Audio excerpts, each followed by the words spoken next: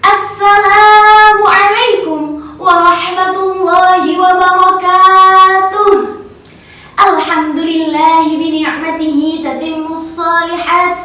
Wassalatu wassalamu ala sayyidis sadat, sayyidina wa habibina wa syafi'ina wa maulana Muhammad wa ala alihi wa ashabihi wa azwajihi wa ahli baitihi dhawil karamat.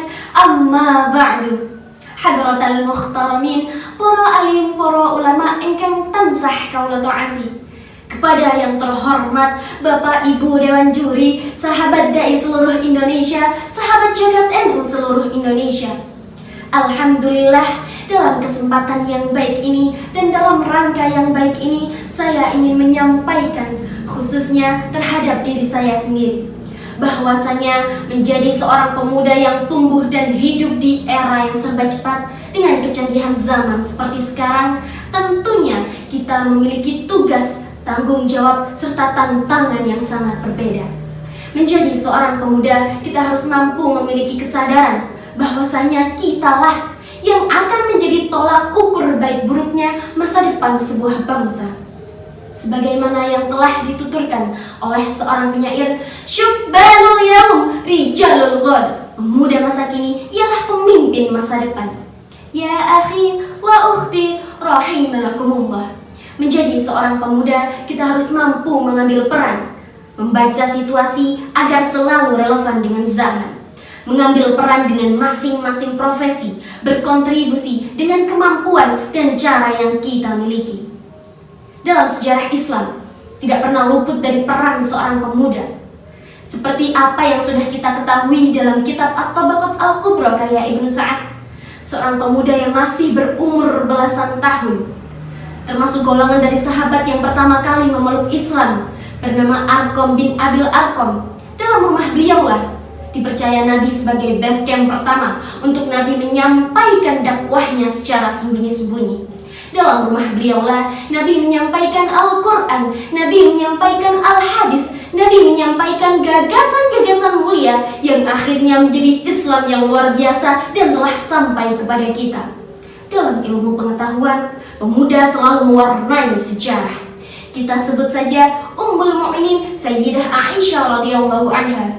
Dalam usianya yang masih belasan tahun, selain menjadi istri dari baginda, beliau belajar secara langsung ilmu-ilmu agama kepada baginda, meriwayatkan begitu banyak hadis yang akhirnya menjadi rujukan para mujtahid ahli fikih untuk memecahkan dan menyimpulkan hukum-hukum Islam.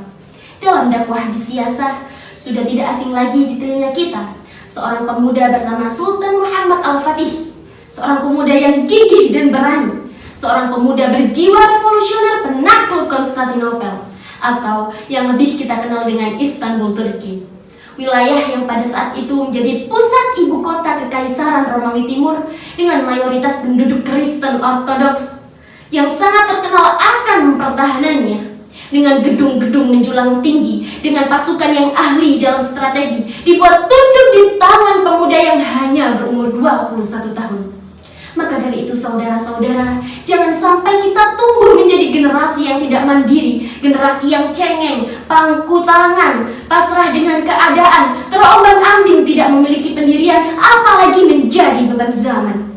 Menjadi seorang pemuda, kita harus mampu memiliki wawasan yang luas, berakhlakul karimah, berkontribusi secara pasti, dan menjadi garda terdepan dalam mengawal perubahan.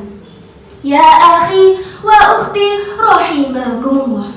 Semoga kita senantiasa dalam petunjuknya, senantiasa dalam bimbingannya, tumbuh menjadi generasi yang ulil albab sebagaimana yang telah difirmankan Allah dalam Quran surah Az-Zumar. A'udzu billahi minasyaitonir rajim. Bismillahirrahmanirrahim. Alladzina yastami'una al-qawla fayattabi'una ahsanah wa ulaika hadahumullahu wa ulaika hum ulul albab.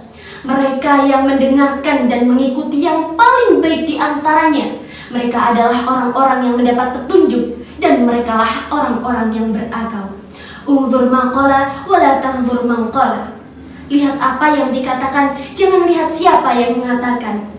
Kurang lebihnya mohon dimaafkan. Wallahul muwaffiq ila aqwamit thariq. Tsumma assalamu alaikum warahmatullahi wabarakatuh.